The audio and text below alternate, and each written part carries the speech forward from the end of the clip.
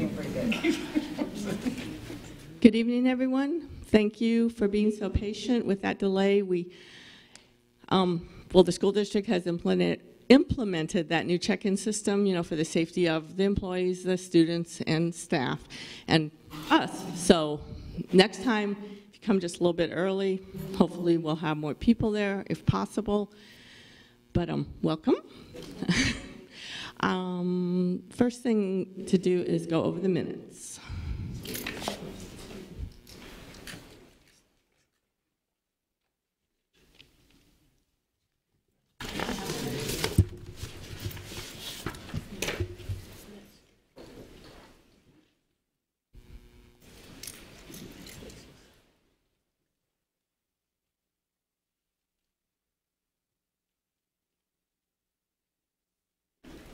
And when you're done looking over the minutes, I'll take a motion to approve, or if there's corrections, please let me know. Andy Erickson, motion to approve. Okay, motion to approve. Seconded by Cedric Hall. Any discussion? All in favor? Opposed? Okay, motions are approved as written. Do we have any public comment from non-DAC members about agenda items? Nope. Moving on. Okay, board update from Mrs. Fisher. Ms. Fisher. Ms. Fisher, sorry. Yeah, Ms. Ms. Good evening, everyone. Thank you for being here. We really appreciate you volunteering your time, and I know you have other things that you could be doing that would be more fun. But we appreciate your dedication in representing your schools. And I'm going to be brief because we have some exciting presentations this evening. Of course, you know that November 6th is Election Day. And so we, on behalf of the school board, we have a lot riding on those elections. And we hope that if you have already voted, you've voted with the right information. We have some amendments that impact us. And we have 3 seats on the school board up for election. And then at the very end of the ballot, we have our referendum for the half-penny sales tax. And I don't want to beat a dead horse, but just read over it again, and we hope that you will all exercise your rights and your privilege in voting. And we know that because you're here, that you do support education. Yes, the sales tax is on the back page, and I think depending on what district you're in, you have to flip it, and it's next to the last or last on the ballot, depending on where you live. So, right? Dante said yes, so I must be right. Okay. So we had our first meeting of the Student Advisory Committee, and I was just wondering how many of you have students involved in your SACs? Okay. Okay, well that's a few. We get a lot of wonderful information from our students. We have a representative from all the middle and high schools. And they give us information, they ask questions, they get presentations from academic services. We talk a lot about student code of conduct, dress code, bullying, drugs, and also school lunches. That's a very popular topic. But I would encourage you, if you don't already have students involved, that you do so, because they really can add a lot to the agenda. And the school board will be meeting again on October 23rd. We're going to have a workshop in the afternoon where we'll be discussing the interim evaluation of the superintendent, and then the action meeting at 6 p.m. Please feel free to attend or to tune in on YouTube. The school board is working on legislative priorities. We've posted our priorities for 2018 on the district website. We're going to be having a discussion because, you know, funding is an issue for us, as we have experienced over the last decade a decrease in funding. So what we are going to do is to discuss how the legislation and the funding impacts the actual work that you guys do at your schools. And that should be of interest to some people.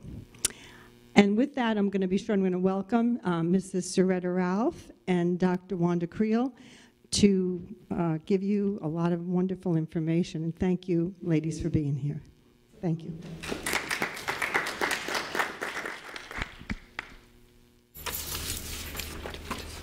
Okay, so everyone signed in and everyone got a ballot. Okay, I know there were questions about what they were for. So tonight we need to elect a new DAC chair and vice chair. I don't know why I can't talk tonight. But first I'm going to go over, the responsibilities of the DAC chair. Facilitate DAC meetings, facilitate executive DAC meetings, assist with development of DAC and executive DAC agendas, and review notes from breakout sessions along with the rest of the executive DAC.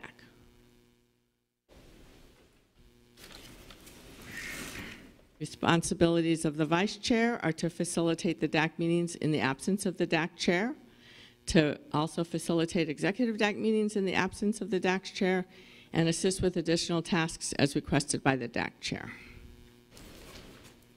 Okay, so voting instructions for the DAC chair. Only a school's DAC rep may vote. So if the alternate rep can vote only if the DAC rep is not here. So we can only have one vote per school, and it has to come from the DAC rep unless, of course, they are not present and the alternate can vote. If you are not the rep or the alternate, you can't vote. On your ballot card, you need to you'll write the name and your name and the name of one nominee for DAC chairperson. And the same goes for the vice chair. So, and I am stepping down, so any nominations for DAC chair?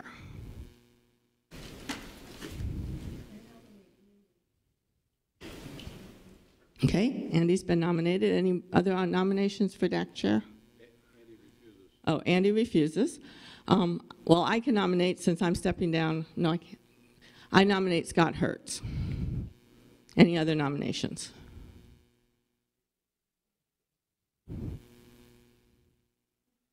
No. Okay, so no one's running against Scott, so Scott is the new DAC chairperson. Okay, now I'll take nominations for vice chair. We don't have to do the little papers for the chair. I would like to nominate Cedric for vice chair. Great. Cedric's been nominated. Any other nominations for vice chair? You don't have to. Andy turned it down. Okay, Andy Erickson has been nominated for vice chair. So I'm going to have each of these gentlemen come up, tell a little bit about themselves, and then we can have an informed vote. Andy, would you like to go first?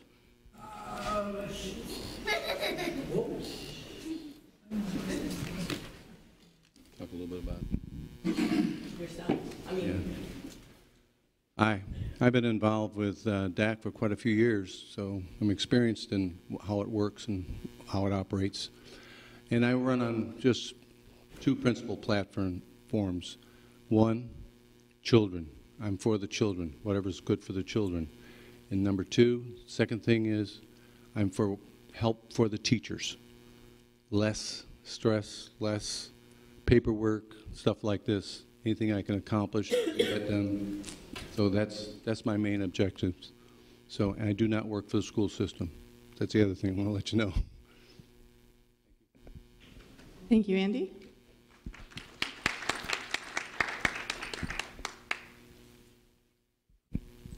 Good afternoon. Well, good evening.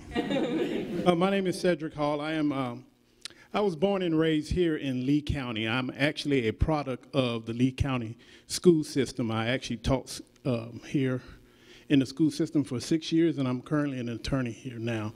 I do not work for the school district, and I have two daughters, twin girls, that are actually third graders. So it's very important that I lay the foundation for my two young kids. building on a legacy, because I graduated from North Fort Myers High School. Go Red Knights.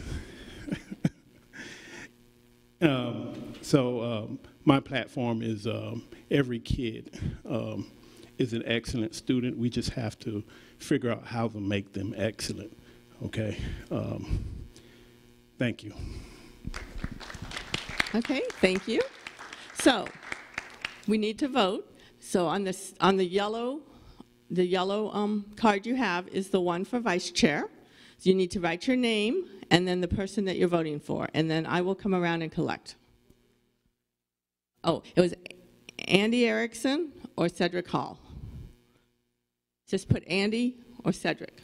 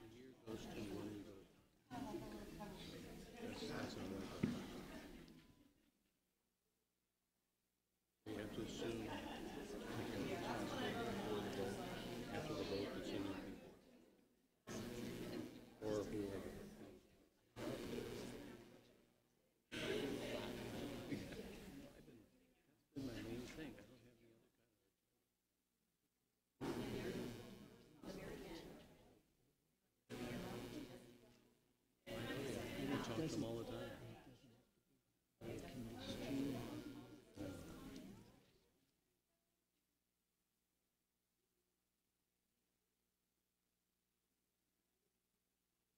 You need to write yours. The chair is Scott because no one ran against Scott. Hertz, H-E-R-T-Z. Are we still supposed to turn in the green or not? No. Thank you.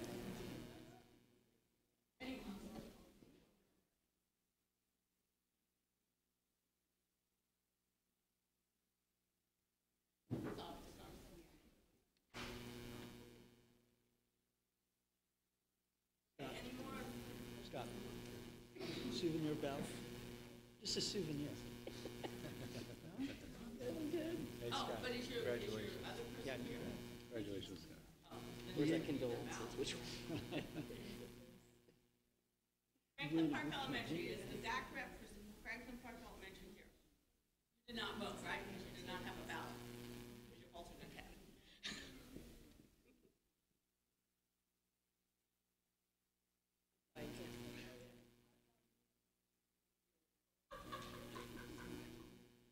Okay, anyone else?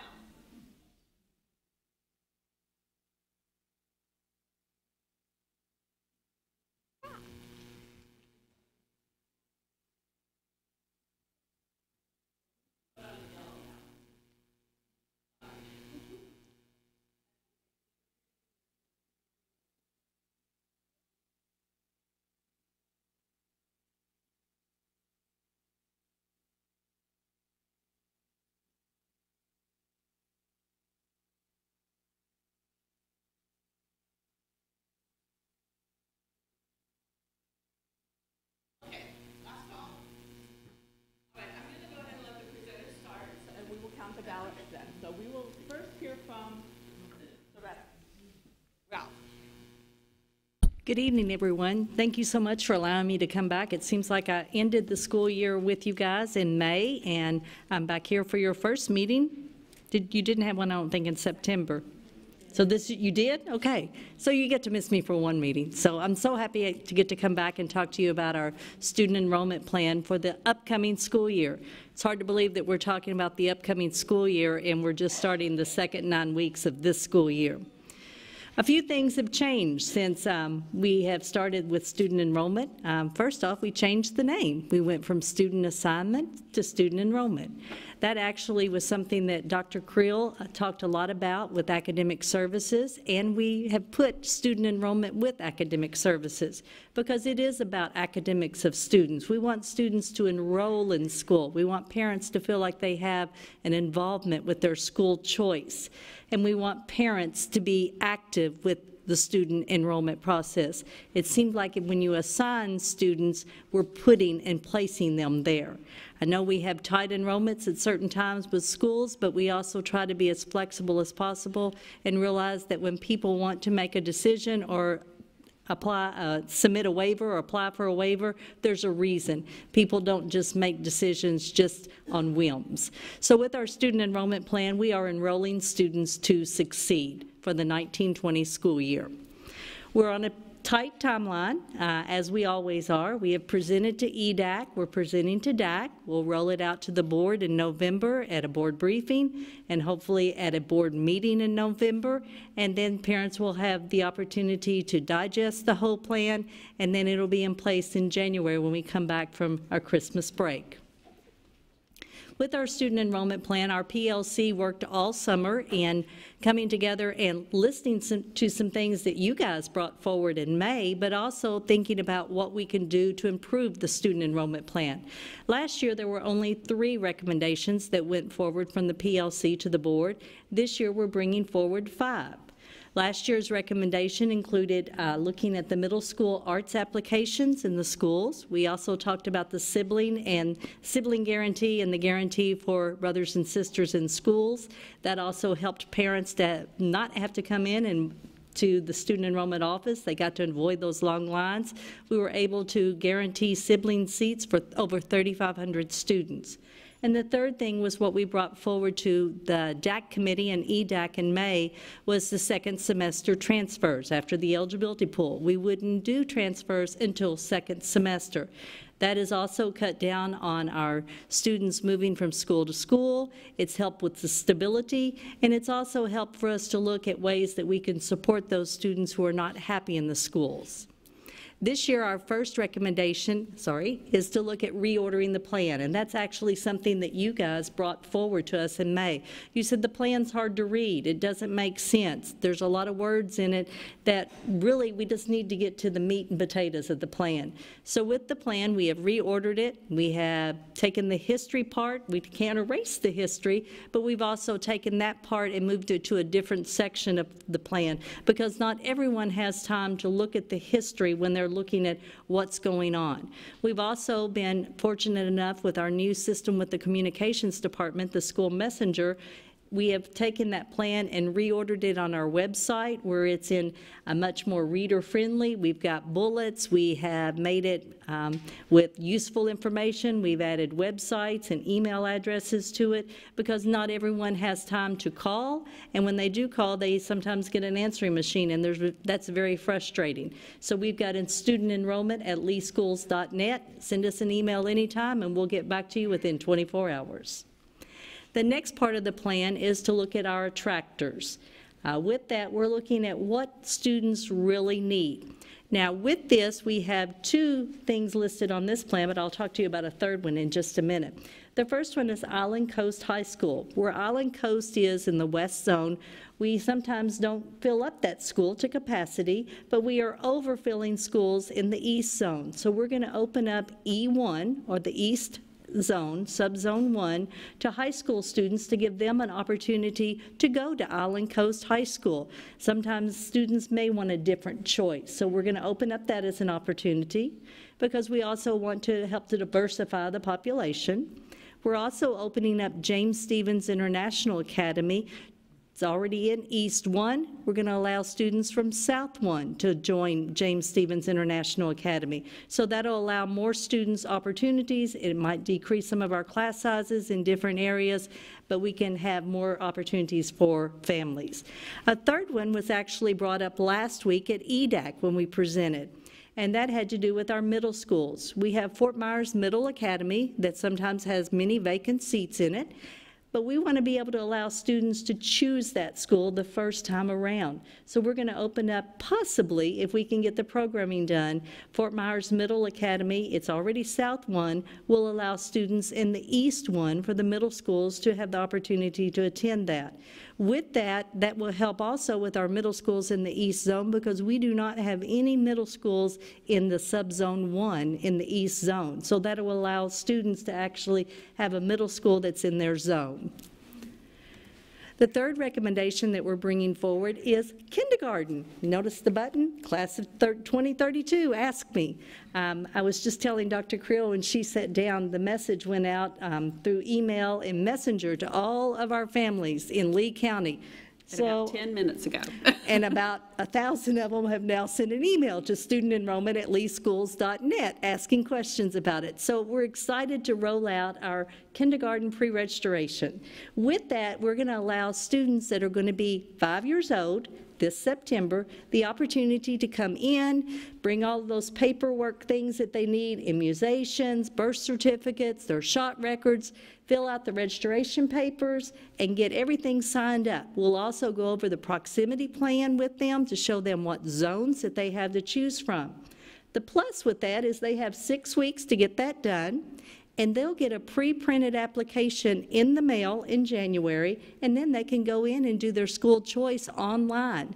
They will get to avoid those long lines that we have in the student enrollment offices, plus it'll give them the opportunity to then get to tour schools so that they make a very informed and educated choice on schools.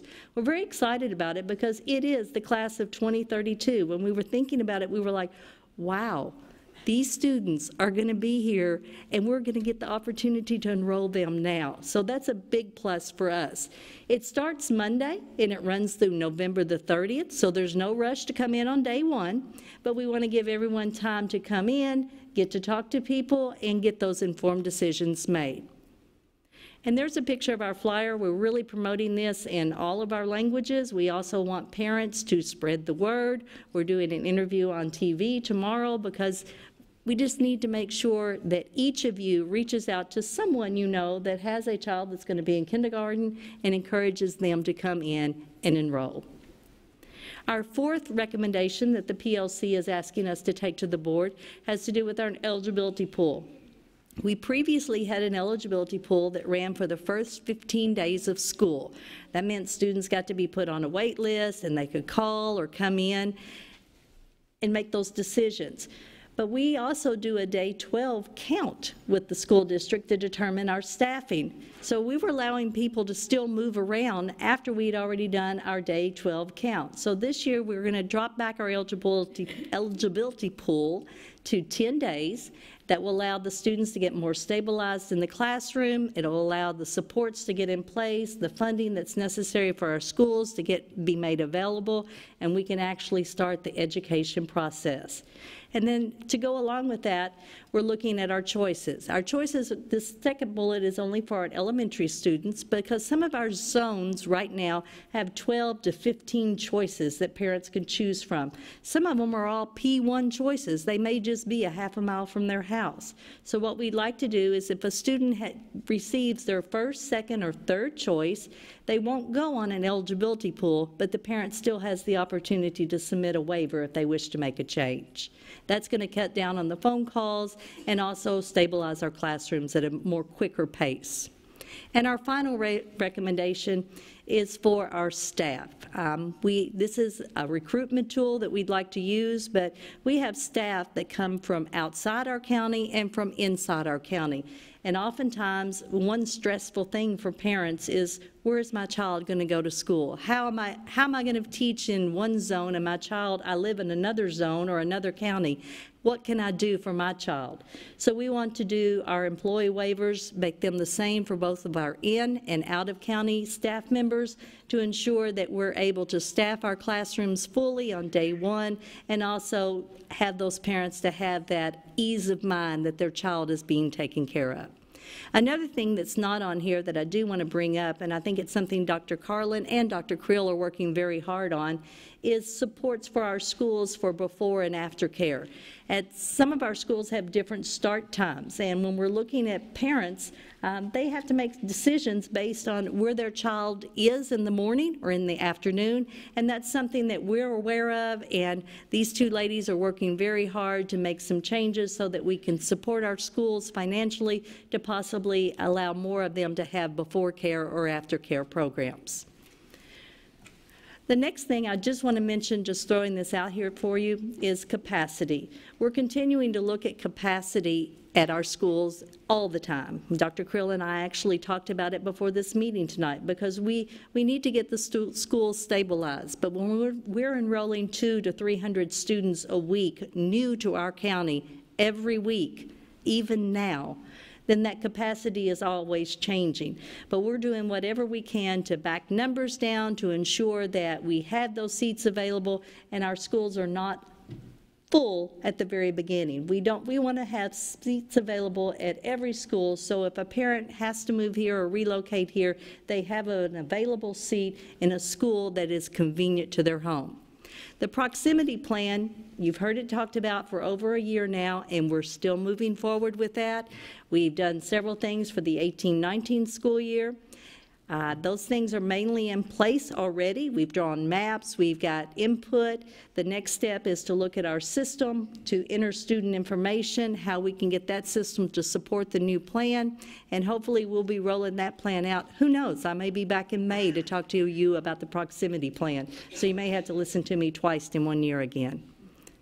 So as a reminder, I did want to point one more thing out. Student enrollment at leeschools.net. Be sure and shoot us an email anytime with a question. We'll send you the link on our website.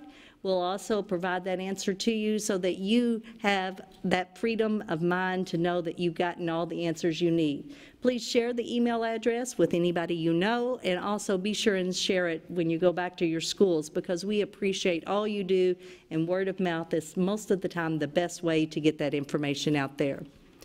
With that, if you have any questions, I can answer them. I know you're on a tight timeline tonight, but those are the recommendations that we're going forward to the board with. Dr. Creel, did you want to add anything? No, you did a great job.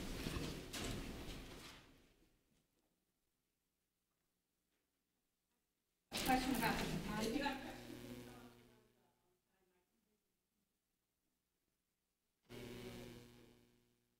Almost makes you not want to come with a question now, doesn't it? No, I don't.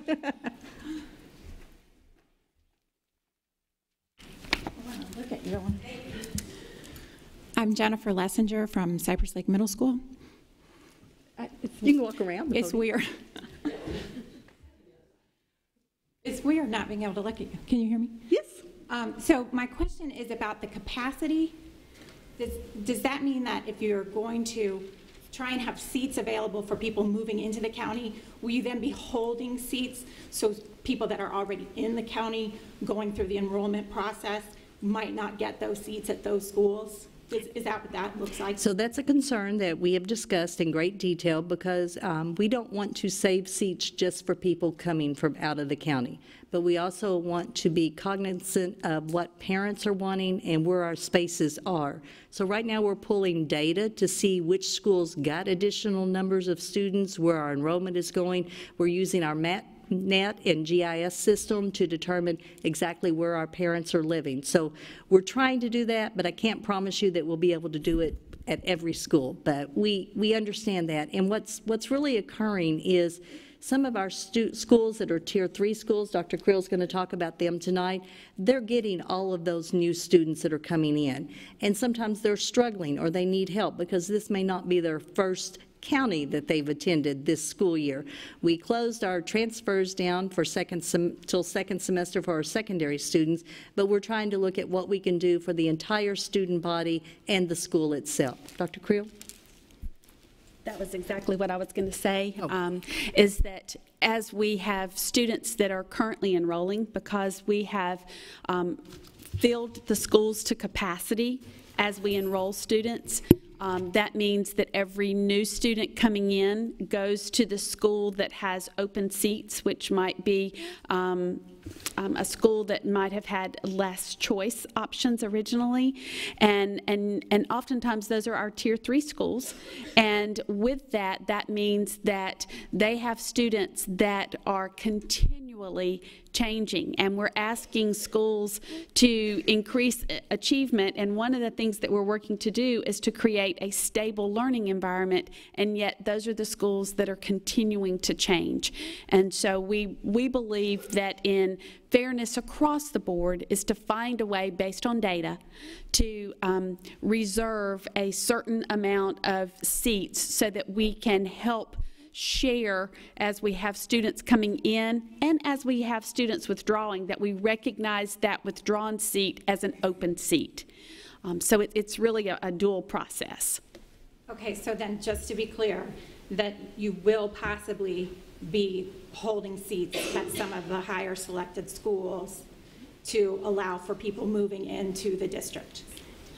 There will be some open seats at each of our schools, and that number will not be an excessive number, but it will be a small number so that we do not have just one school that would be getting all of the incoming students, but we would be able to move that influx of students that are registering with us to different schools. Right, I understand. I just want to make sure I understand how it would be put into place. Right. Again, I want to emphasize what Dr. Krill said.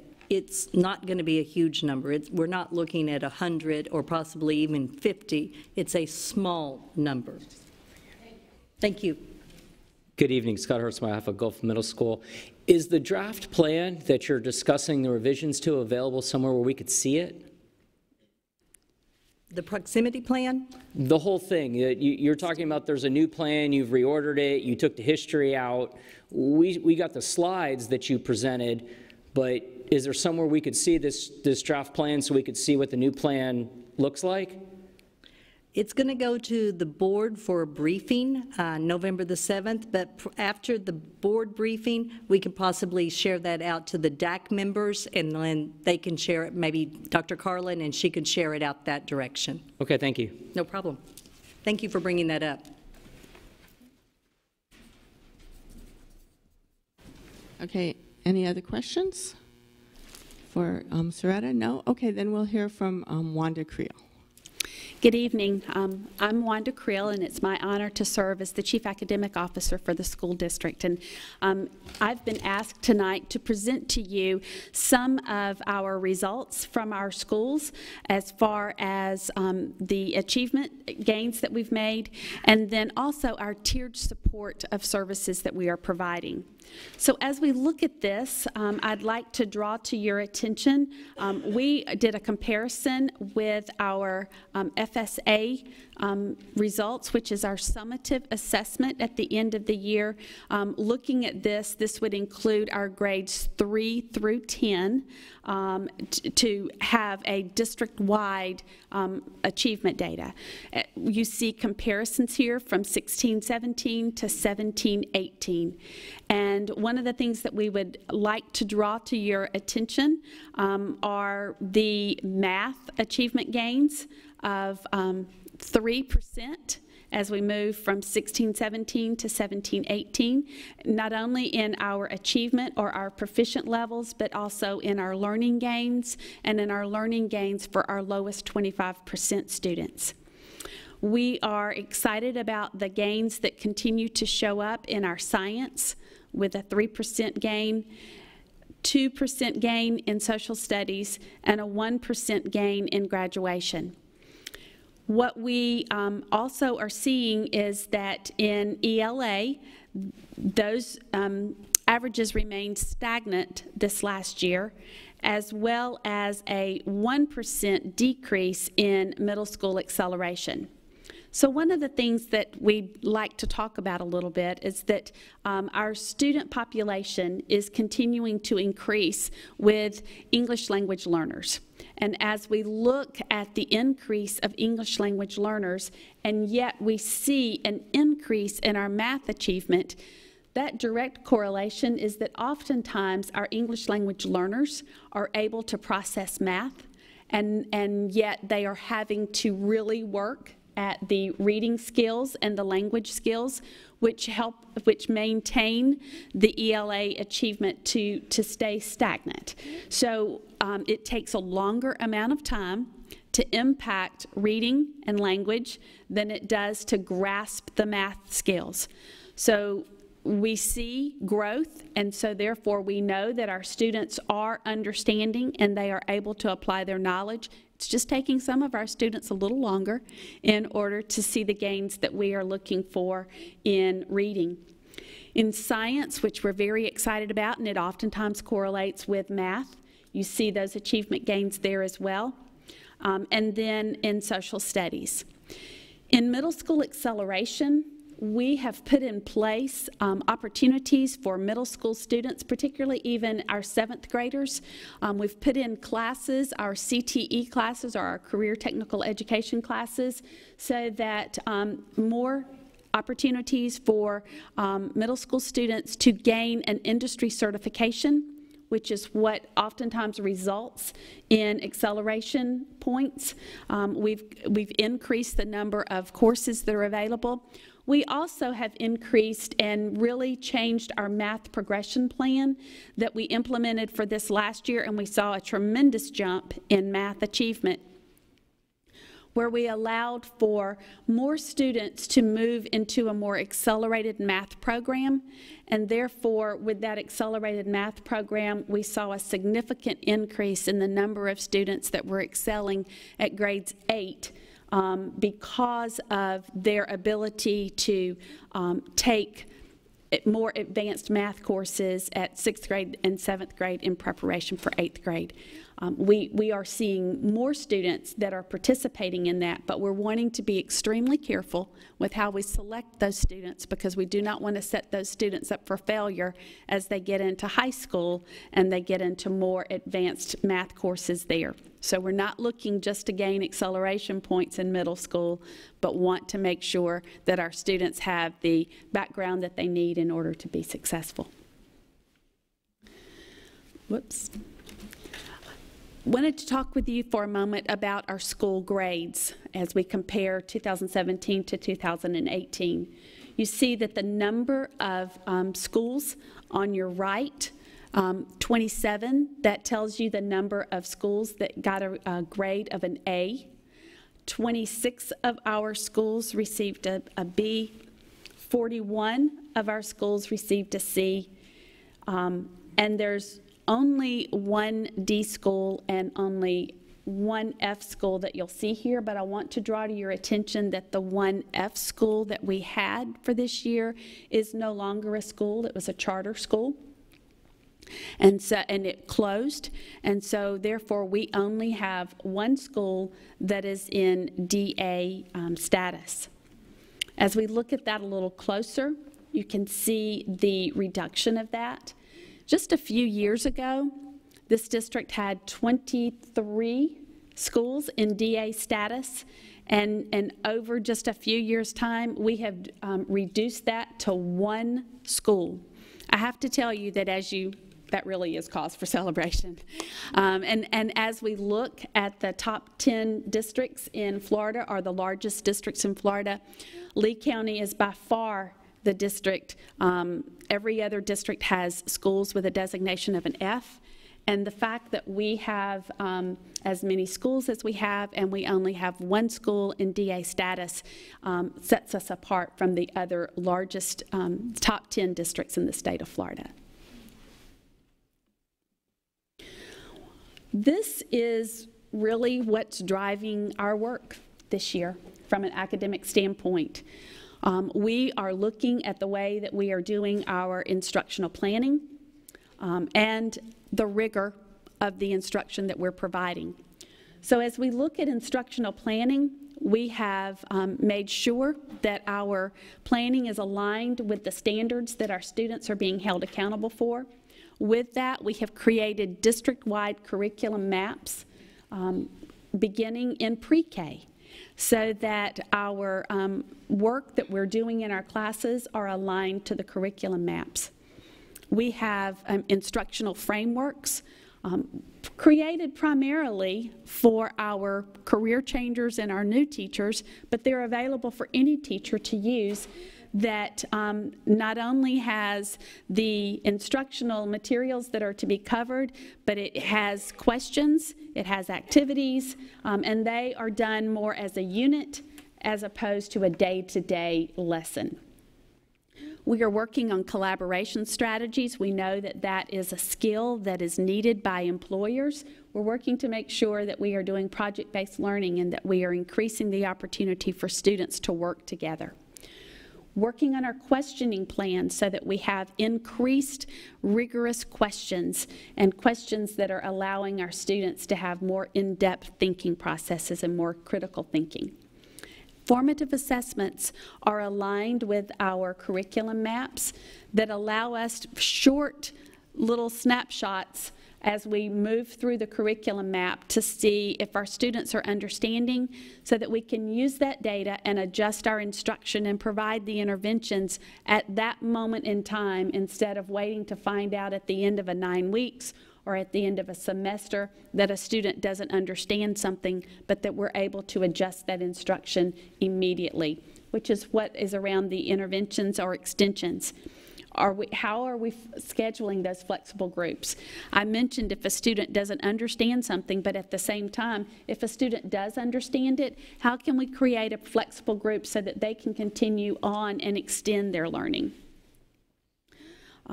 We have different reports that are available for our teachers. We are working to make sure that in our Castle, which is our background electronic platform that our teachers have access to, that they are able to look at their classroom data and drill all the way down to the student data and be able to determine which of our students, based on various different reports, have been successful.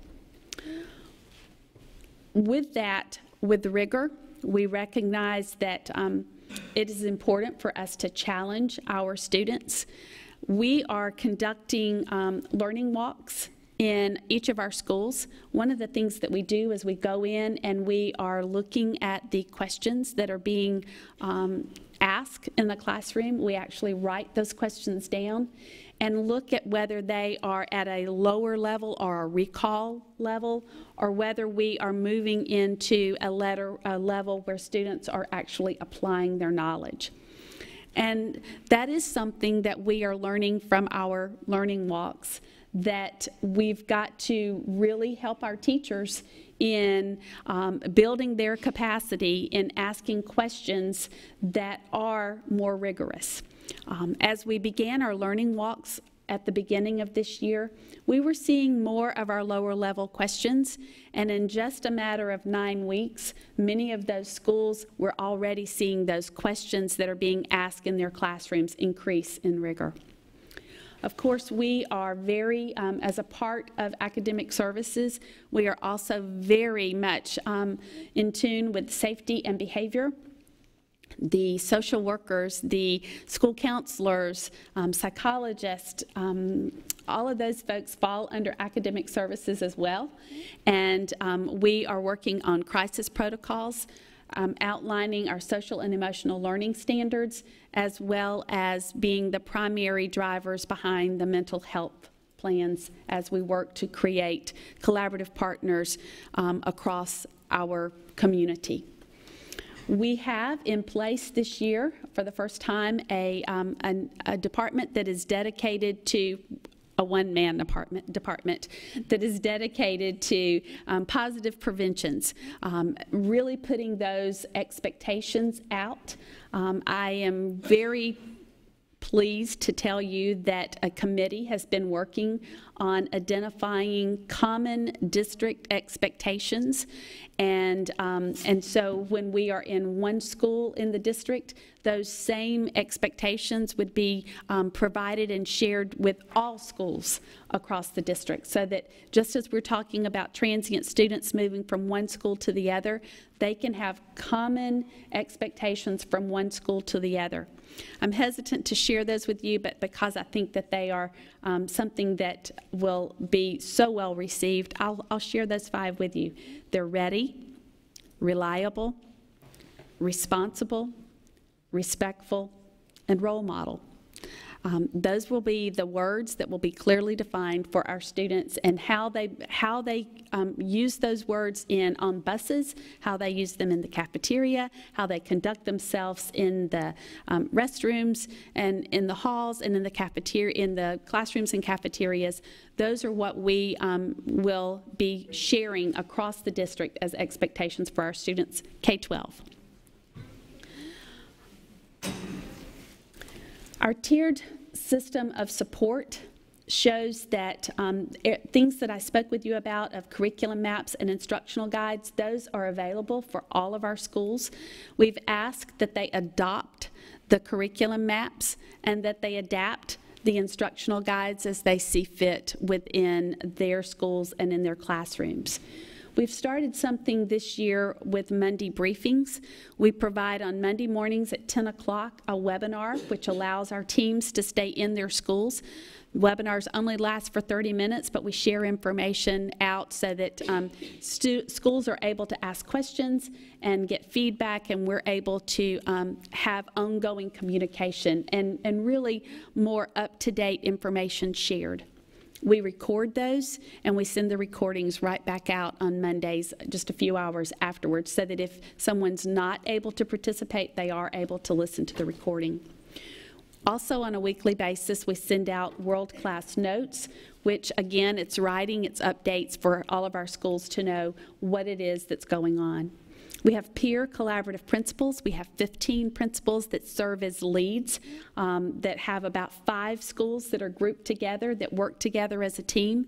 Beginning tomorrow, we will have data chats, and those 5 schools will come in together and share out what their data is telling them, but they also will have the opportunity at principal meetings and other times to come together and work on their data together and work on plans and really just serve as a support for each other.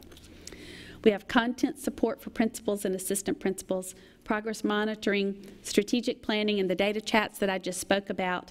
And then we have the formative assessments that are provided, which are short 3 to 5 question formative assessments that are non-graded, that allow our teachers to see how our students are performing and adjust the instruction based on how those students are doing. That is available for all of our schools throughout the district. And then we begin to break down our schools by Tier 1, Tier 2, Tier 3, and DA status. So our Tier 1 schools are our schools that are our A schools. Our Tier 2 schools are our B schools. Our Tier 3 schools are our C schools. And our DA school is our 1D school. So what you see are the e-learning walks that I mentioned to you just a few moments ago, where we have a team of people that go in. That, again, is a non-evaluative aspect, but we go in, we sit down with the principal, we find out what it is that the principal is specifically working on, what we can help look for. We have a common walkthrough form that we use. We go into classrooms, we come back out, we gather that data, and we talk with the principal before we ever leave and share the feedback that we are able to gather from our informal walkthroughs in the classroom. We have the content support dialogue with school leadership teams. Our ELA and our math coordinators and specialists are out working in our schools, providing professional learning as needed based on what we see through the learning walks, based on requests from principals and teachers. So if there's a question specific around math, for example, we are seeing that some work in elementary schools using manipulatives is bubbling up as we go and do the learning walks. So one of the things that we're doing is we are circling back around, and we are going to be providing professional learning to our elementary schools on how to use manipulatives in math. So those are the things that we're learning about through the learning walks. They're non-evaluative, but they're informing us on how we can best support our schools and help them to increase their instruction. So that is the information that we have to share on how our schools are doing and what we are doing to support them. Are there any questions? Yes, sir. Oh, Andy, please come to the mic.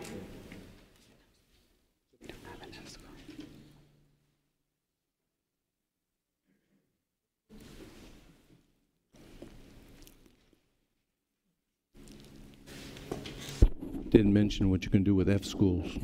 We don't have an F school.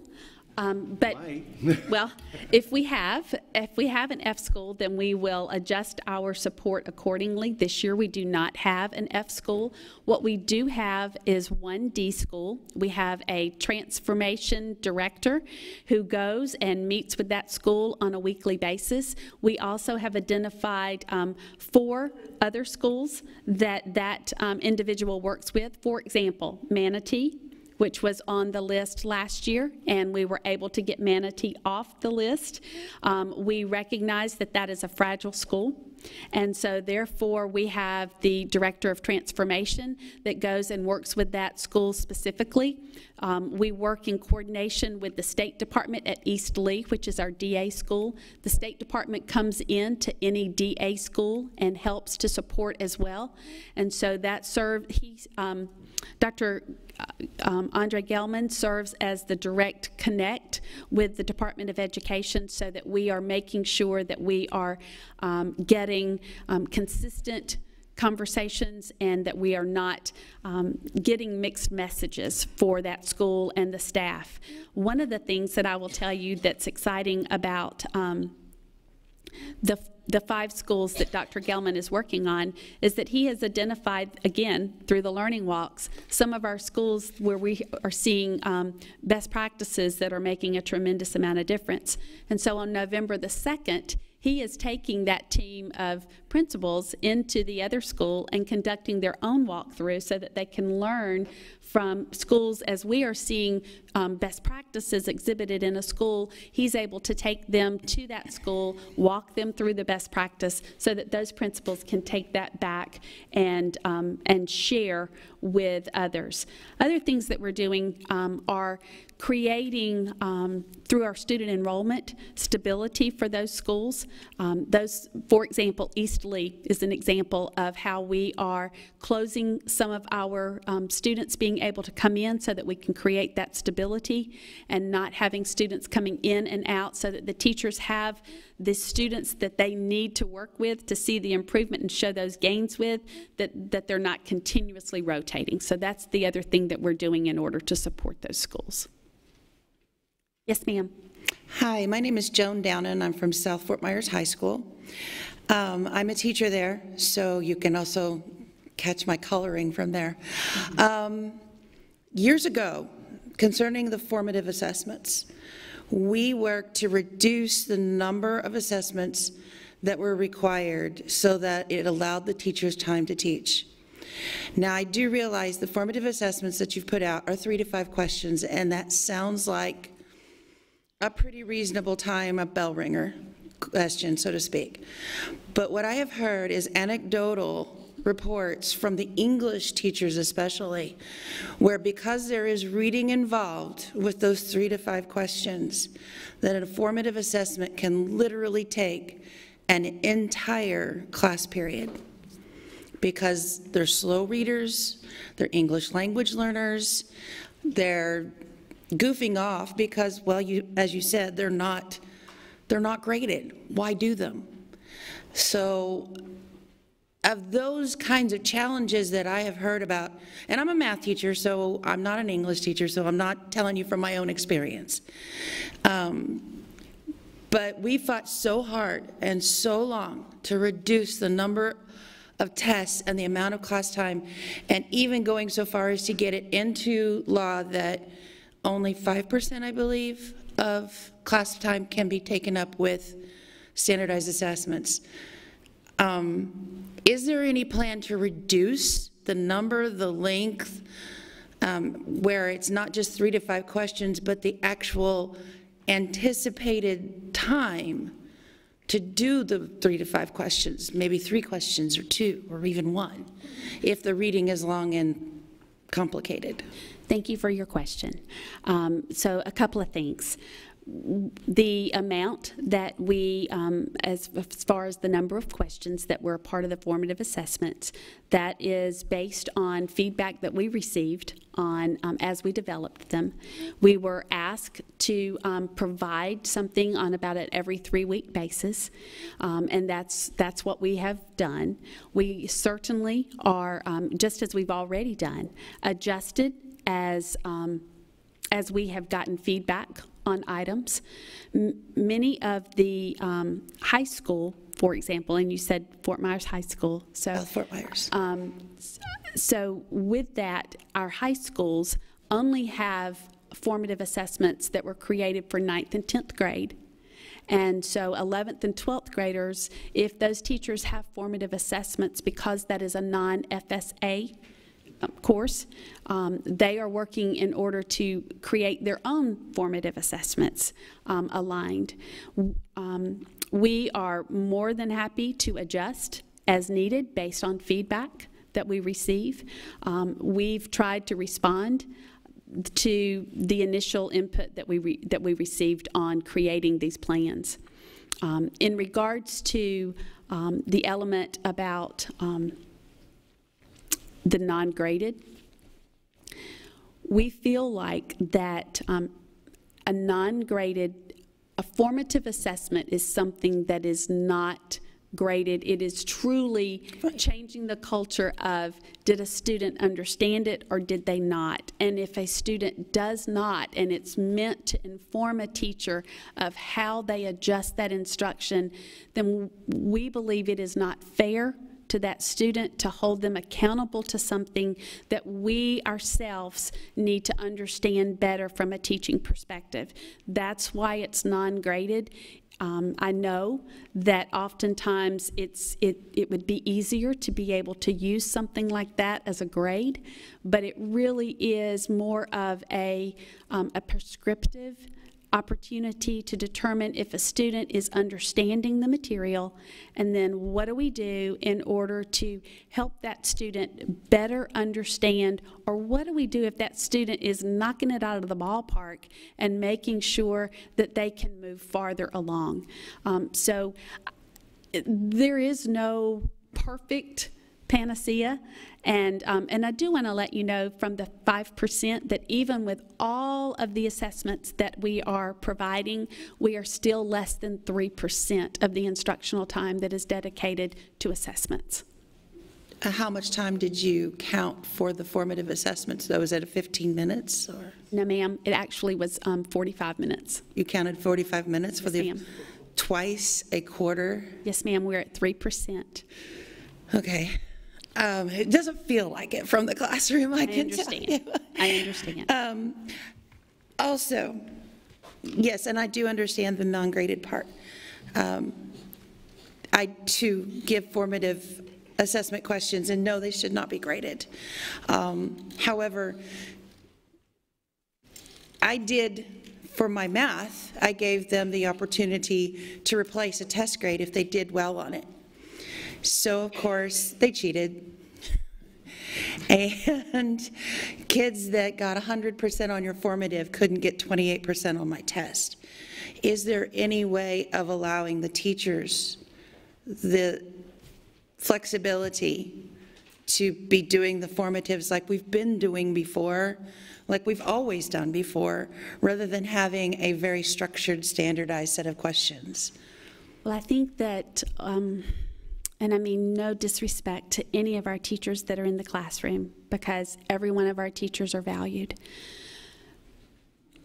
But in order to provide some type of consistency, and in order to be able to know if our students are being given equitable instruction, that consistent formative assessment allows us to be able to determine how well that student is doing from school to school to school. And we want to make sure that if we were to leave that up to individual teachers creating their own formative assessments, then we would not necessarily have any mechanism for telling if the teacher were moving along with the curriculum maps as well. Oftentimes, what we find is that, and one of the things that we really have had to address this year is the pace. People are saying what about the pace of the instructional guides, but what we're not recognizing is that oftentimes our students were not being introduced to the material before they were having to be held accountable for it on an assessment. In order to get all of our children to a place so that at the end of the third quarter, they would have been introduced to all of the material that they're going to be held accountable for, we believe that it's important for us to be able to have a mechanism to tell that we are moving forward with our students, but that we've got the opportunity to provide those interventions as needed. And not every teacher is going to have the background knowledge that you may have in order to create a formative assessment. Please remember that we have a large number of teachers coming from a state that does not have, you know, some of you know that I'm a retired school superintendent from Georgia, and when I came and joined the Florida team here, I was shocked at the teacher shortage that we have here. I was truly shocked, and that we have wonderful teachers that have stepped up to the plate, but they are more than half career changers when you're looking at how we fill the teaching slots. And so until they get that pedagogy under their belts, until they've had the opportunity to work with children, we believe that it's really important that we give all of our teachers the tools that they can be successful with. Okay. And I see your hesitancy, and so I encourage you or anyone else that would like to talk further to reach out to myself or to reach out to our curriculum directors, Lori Haushen at secondary and Bethany Quisenberry at elementary schools, and we will be more than happy to come out and talk through and listen and learn from you and with you. Okay. All right, thank you. Good evening, Scott Hurd, Sculph Middle School. Particularly in the middle schools, in the math classes, where you talked about sort of that the students have been lifted up into the more advanced classes, how are you monitoring differentiation for the top students? Because I'm hearing complaints that the classes are going too slow, and that the students that were in advanced classes last year are now complaining that the class is too slow, that it takes too long, and the response from the teacher is, there's people in the class that don't understand and I can only go at their pace.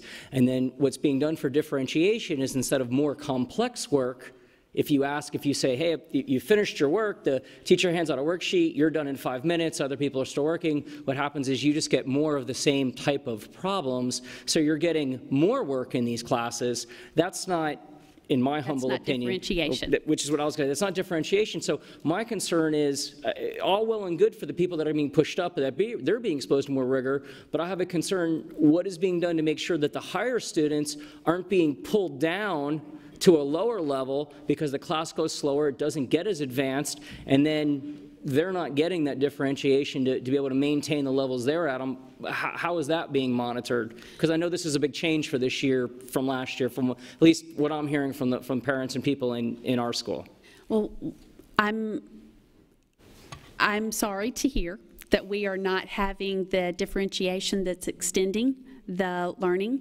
That is one of the things that we are looking for when we're going in through the learning walks. That's one of the things that we're working with our principals on. That's one of the elements that's a part of the instructional guides. Even it has extensions for extending the learning.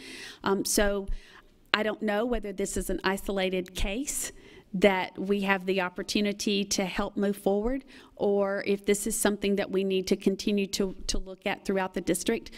But the intent is that students would not get more of the same, that's just the same as a child who is maybe not being successful, where we repeat the instruction and we just say it louder. It's no different. So we want to have differentiation that meets both ends of the spectrum and allows students to be successful throughout. So please know that that is a part of everything that we are working to change the mindset on. Thank you. Thank you. Hello, my name is Amy Jane McWilliam, and I'm a parent with Island Coast High School. So I have actually some questions to clarify what you were talking about before. So opening up enrollment to the E1 schools, does that mean that, to Island Coast, does that mean that when parents are looking at their school enrollment, right, there's choices, that Island Coast will be listed as one of the choices? Or is it going to be one of those, like I know Ida Baker, there was something listed, like if you're in a different zone, you have preference, or will folks who maybe are in an E1 area and Island Coast is their last choice, will they maybe get Island Coast? I mean, I'm just wondering from that perspective. So are we going to have students who want to come to Island Coast? Or are we going to have unhappy people who are being bused far away going to Island Coast? That's a great question, and you're exactly right about what you saw in the school choice application for Ida Baker. Island Coast will be listed in the West Zone, as it always has, but it'll also be listed on the East Zone E1 application as an attractor or magnet school that parents have the opportunity to choose and pick from. So I can't tell you that there won't be some students that will be going there, but it may be because maybe they changed their mind, but we're going to work with each of our students to give them another opportunity. Okay. All right. Thank you. Hi, I'm Amanda Martinez of Tropic Isles Elementary, and I just have a question speaking from an elementary point of view. Are we going to do anything to make the ESE resources more available to students? Because we may have some struggling students that need more than one IEP plan put in place, or doesn't necessarily qualify for a 504 plan, and I just wanted to know if we're going to make that more available. I'm not sure that I understand more available. We work with the students that are identified after they've gone through the process of the MTSS process to determine, after data has been gathered, of whether that child should go forward for evaluation. As far as 2 IEPs. There might be more than one designation. That is one of the things that we are working with our psychologist with, to determine if there is a student that needs to have more than one designation. That has not been a practice that has occurred often in our district. Oftentimes, if a child has one designation in ESE, it stays with that one designation, but we recognize that there are different modalities that a student may need to be recognized for. So we are working with our director of school psychology and social work services, and how that looks like with our psychologists and their testing protocols. As far as 504, Chuck Bradley is working with 504s and our equity coordinators in order to best understand how 504s can be utilized to support students. Okay, thank you. Yes, ma'am. Hello, my name is Eric Riemenschneider, representing Edison Park Elementary. You'd mentioned I actually, conveniently enough, got the, whatever it's called now, Parent Link. School Messenger? School Messenger communication at 5:52. I made it go to voicemail, and it said, kindergarten registration. You got it. Opportunity for your first time ever. The school district of Lee County is offering a pre-registration option from October 22nd to November 30th. You can pre-register, and I know you mentioned it, and I guess my question as former teacher, parent involved in what's for the kindergarten option, and I know you explained, but I guess, again, I'm just concerned of what the ultimate goal is, other than, that's it, other than the ease of not having to go to. That's it. It's the ease. So at the end, and Ms. Ralph can probably speak to it more than the other, but we've talked about it so much, I think I can even answer this one. So because at the end of the year, in the April, May, and then even in the summer, the lines to register are enormous. And parents are waiting here 2-3 hours, and we want to provide good customer service. So what we are trying to do is to take a group of children that we know are going to be coming into our schools next year. We want to be able to make a connection with the student and with the family, and that they get a good first impression of our school district. So we want them to be able to come in and have time to share their birth certificate, to share their information that they have to have in order to register with the school district. They get all of that out of the way.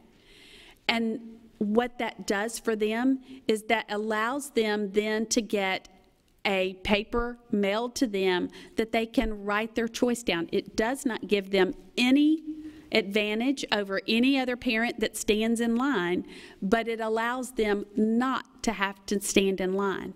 What it also does is it helps our student enrollment faculty to be able to concentrate on the students in the spring that are registering and be able to provide everyone better service.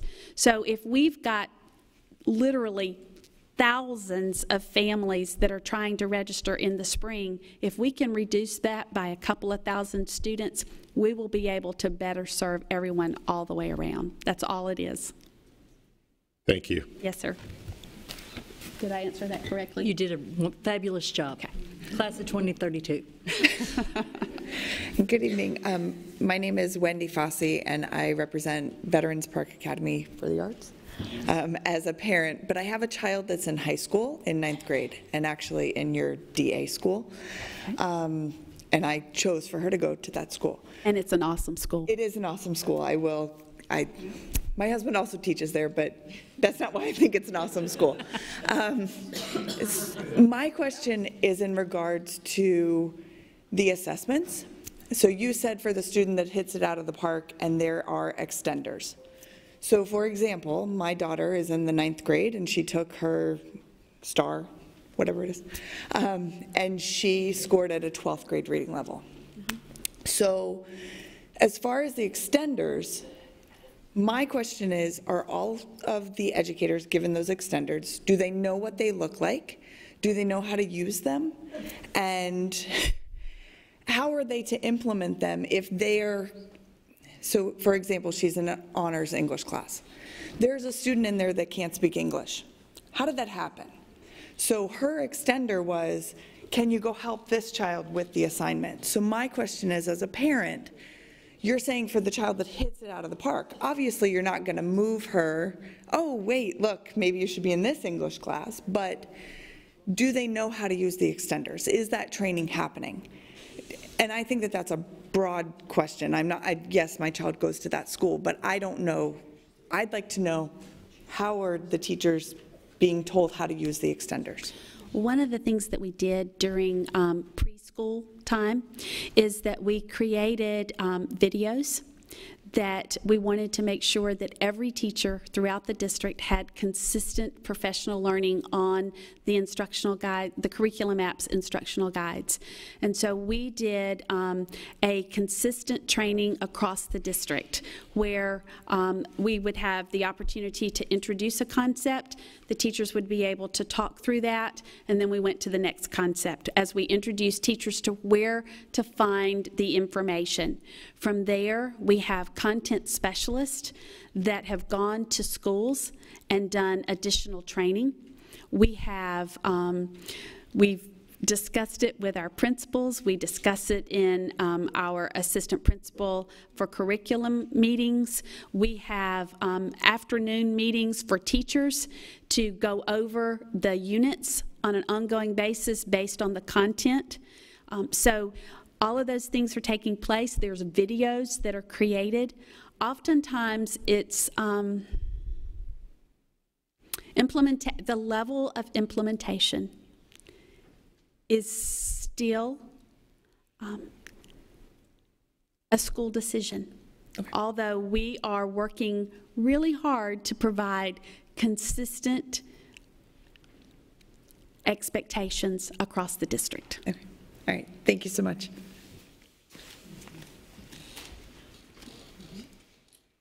Any other questions?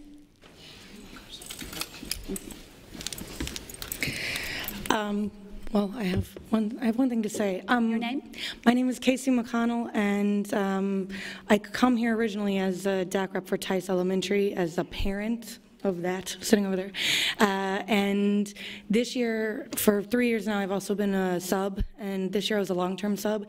And I do think, and I know she does, but I think at least a handful of people in here probably would like to say that you are underestimating the amount of time for testing alone for kindergarten this year, or at least you're underestimating it specifically by certain students.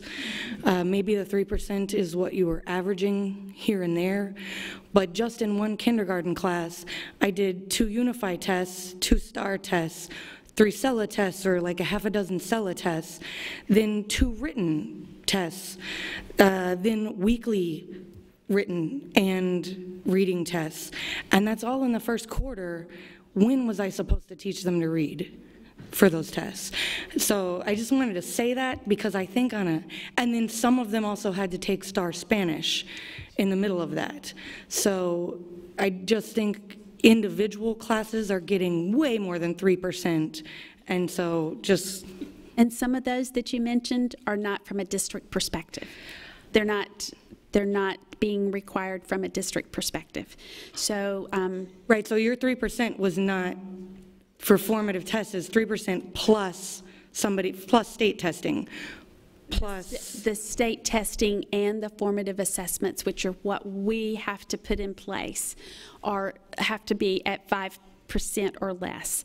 And so if there are, for example, you said STAR Spanish, and that's not something that's required at the district level. There are elements that you just mentioned that we don't necessarily put as a part of the plan. And I do understand that students have different times that it requires for them. It also takes the opportunity for our teachers to learn how to adjust that, because if we have a student that needs to have a formative adjusted for, then that needs to be done as well. So you're right, we are in the first quarter of using formative assessments. It's different. We all have opportunities to learn from what's happened this first quarter and the opportunity to adjust with that. I do want to let you know that even as late as today, there was an adjustment with elementary school and middle school with the expectation for some of the STAR testing. So we're continually trying to adjust based on the feedback that we receive. The other question is, it's a lot easier to sell the half-penny sales tax, or that our county is doing so well, things like that, if you guys would get on TV or let this kind of thing leak. Like you said, you know, we compare to other counties so well, and look what a great job we're doing, but this is never the information that leaks. One tiny blurb in a 50, otherwise, I actually read the 50 pages, leaked out, and then it was a lot of defense on TV, you know, a couple of weeks ago. Can you guys let this leak or get on TV and say what a good job we're doing every so often, a little more often, because this is important. I would love to be able to do that. Yeah. We don't have the opportunity often to be able to share the positive. Sometimes the negative is what sells.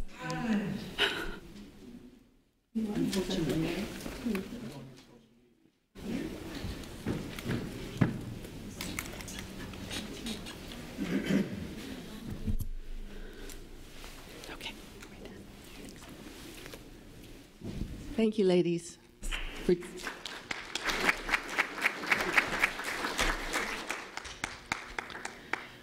Okay, do we have any public comment from non-DAC members about non-agenda items?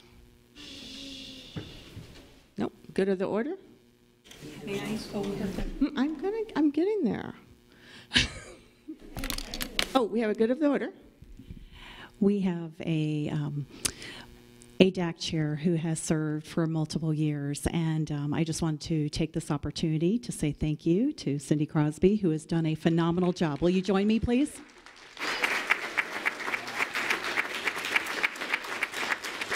As you all know, this is a volunteer position, right? And just so appreciate all of you for being here and appreciate Cindy's service to our district. So thank you. That's my good of the order. Thank you. Okay, so not only do we have a new chair, we have a new vice chair, Cedric. So let's congratulate him. So we have new people going forward, and thank you for everyone that was here during my time of being a chair, and for the new people, you now have Scott. I leave you in capable hands. Okay? Motion to adjourn. Okay, we have a motion to adjourn from Scott. Second by Joan. Good night, everyone.